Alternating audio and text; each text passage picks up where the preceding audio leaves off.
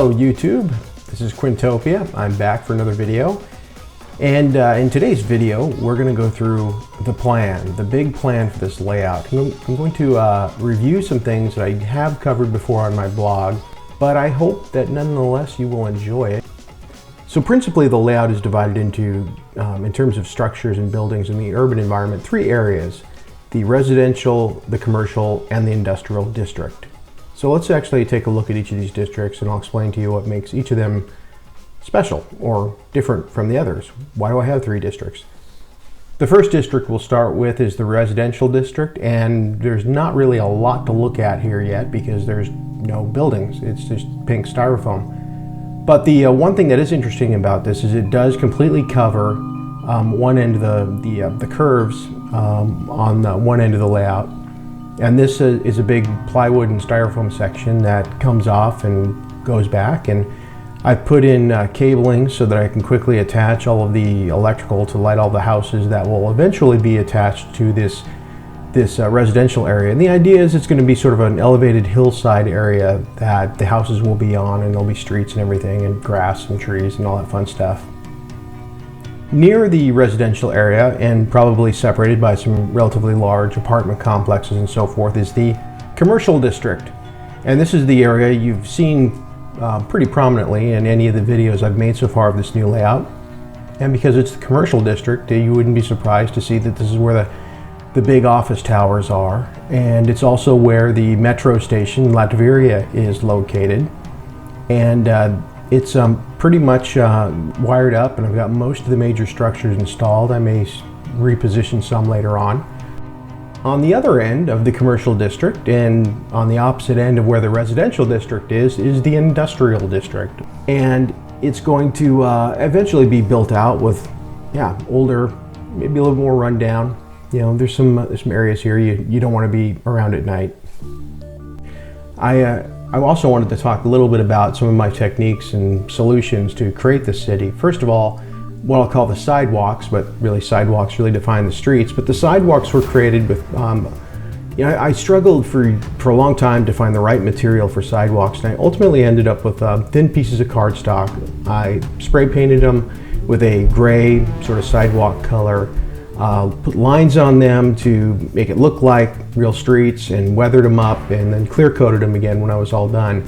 And I think it turned out pretty well, and it certainly gives a nice street feel. And then for the actual street markings, I just use the standard rub-on street markings. There's some available, I think, from Faller. There's also some available from a couple of suppliers in Japan that are actually quite nice, and I actually found a lot more versatile. They don't quite seem to be as brittle as the Faller kind of rub-on street decals. So I like the street decals a lot. They are able to give it that detail that it's really just impossible, I found, by hand. And of course, in addition to the actual markings and the weathering, there's lighting. This time I'm going from completely LED, these little LED lights from China. They're cheap, and you can find them on eBay, and just look for N-scale LED lights, I guess. You'll find something like that, street lights. And then as well as the lights, I've also got, because I think these look great. I mean, the detail is terrible, and they're all pretty much the same, just ugly colors.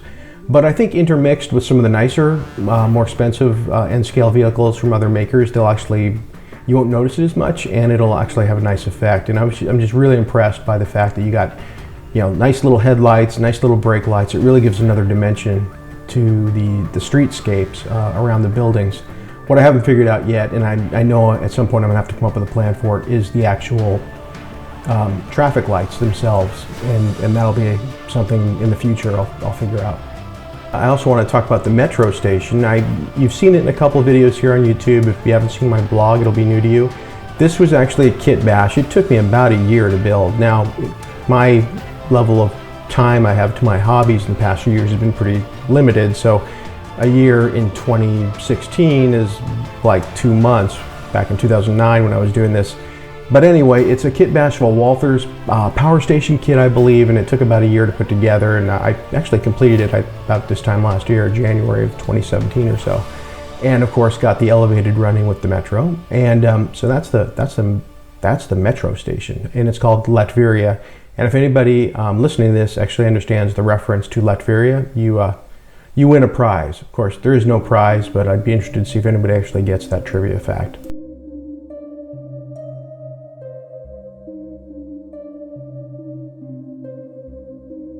And finally, I'll tell you a little bit about the street names. I don't think most of you will need a whole lot of introduction as to where my inspiration came for the street names, but I did find on my last layout that I didn't have any names for streets. The major street to know about is the Avenue of the Liberation of Quinntopia. Yes, it's intentionally meant to be, long and a little bit overblown, and you're probably wondering, well, what liberation of Quinntopia are you talking about? Well, you have to go look at my old videos to figure out which one that is. The other major thoroughfare on my layout is Cato Avenue, or Cato Avenue. I know some people are going to pick on me and complain about my pronunciation. I just like the way Cato sounds more than Cato, so there. Cato Avenue, it is obviously a major thoroughfare underneath the metro line, so I always thought that was always kind of a cool, strange, gritty scene in real life, and I wanted to somewhat replicate that on my layout. And also, frankly, just with the amount of space I had to do something to get another street in there. Starting on the industrial side of the layout with Pico Street, there will be more streets, but Pico Street's really the first one. There's a little small street called Rocco Street that goes right to the front of Latveria Station, closer to the residential area of the residential district. You run into Fleischmann Avenue. Now, Fleischmann Avenue will be interesting because that'll be the street that'll run into the main passenger terminal. Then, of course, there's Arnold Way, and then there'll be some new streets that have yet to be named once the residential district is completed.